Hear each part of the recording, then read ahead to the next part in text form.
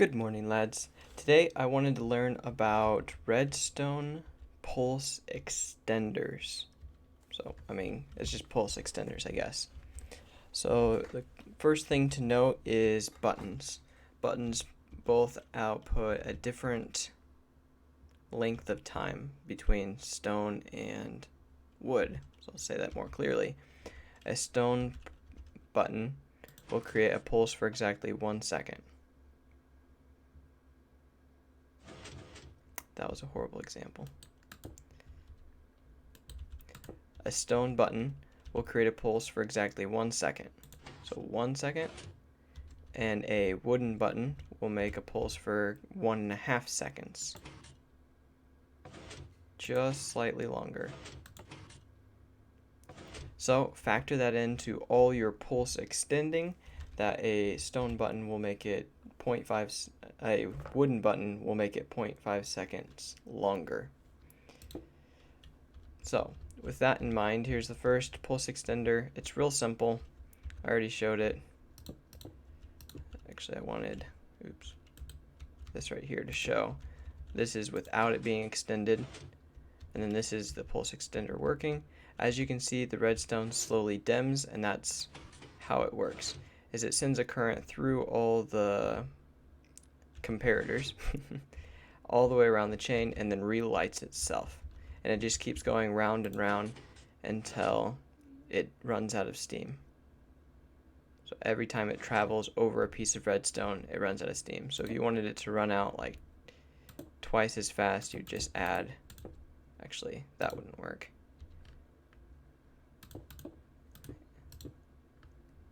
Would this work? Alright. Should have thought about doing this before. But if you did something like this, it would now run out a ton faster because there's more redstone for it to travel across.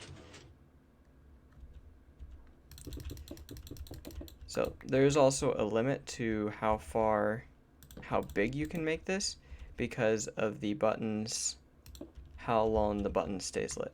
So because the stone button is only lit for 1 second, you can't make it as big as you could say. See? Yep. So see how it makes a clock. Oh, fun. But if the pulse was, need to put it closer.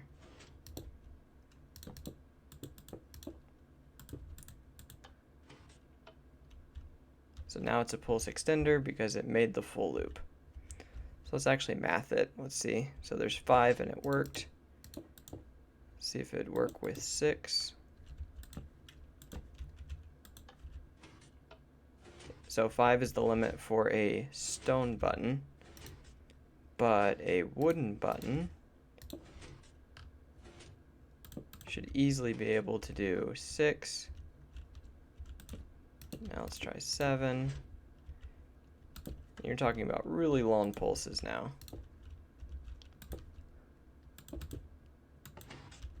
So the original time, and then 1, 2, 3, 4, 5, 6, 7. Obviously it's 14 because there's one on each side, but it's 7 long.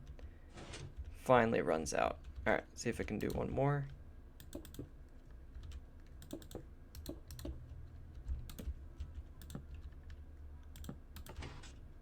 Just has to make it all up. Nope.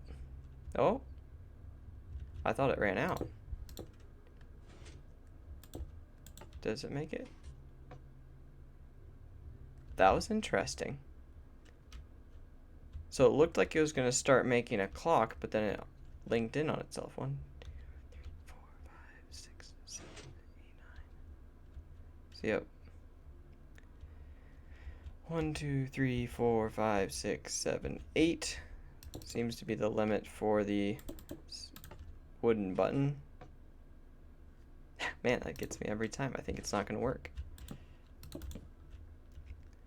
And just because that's how science works, we have to test it for 9. And it makes a clock. So Another version. Another version is just a simple sending a signal to a certain location and then having a delayed signal sent to that same location. So the stone button is going to activate it, and then it's going to give it enough time for the pulse to make it all the way around, and just as it's about to die, it will link up again, repowering it. I have this piston here, again, just to show how long it should take. But because it loops around, it becomes extended.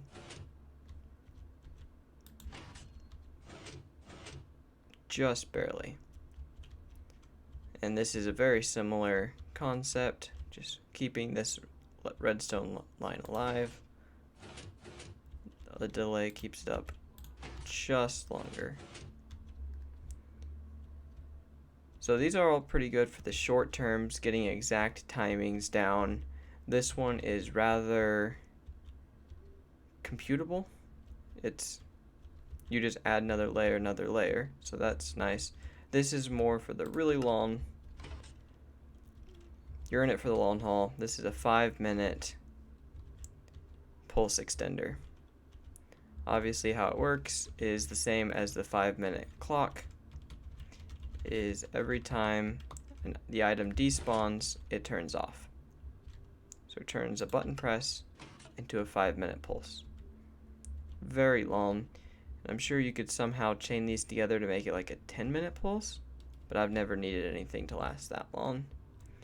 This is similar, except it uses arrows.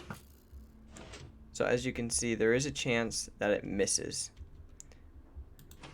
And if you put it one block closer, it will miss every time. But then arrows take exactly 1 minute to despawn. So a way that you could fix the missing problem is, actually, let's put this one higher. Oops.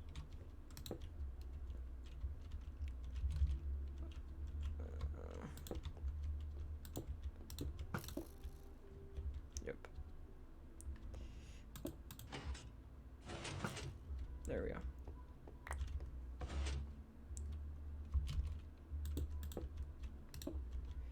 So now with the button press, okay, so it always shoots 5 arrows, and that's the first time I've ever seen it miss every single time. So there's still a bit of a lottery system involved.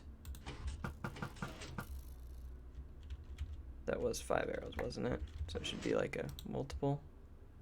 Alright, let's see. Okay, yep, so that's 5 arrows, but in theory, 0.5 seconds longer, a wood button should last longer, giving you 7 arrows every time. So if you want less probability of missing, you can just use a wood button. And then it should be extended for about a minute until those despawn. So that's pulse extenders and what I learned about them. I hope you found this useful or entertaining just to see how much I don't know. Thank you guys for watching. Please like and subscribe. See ya.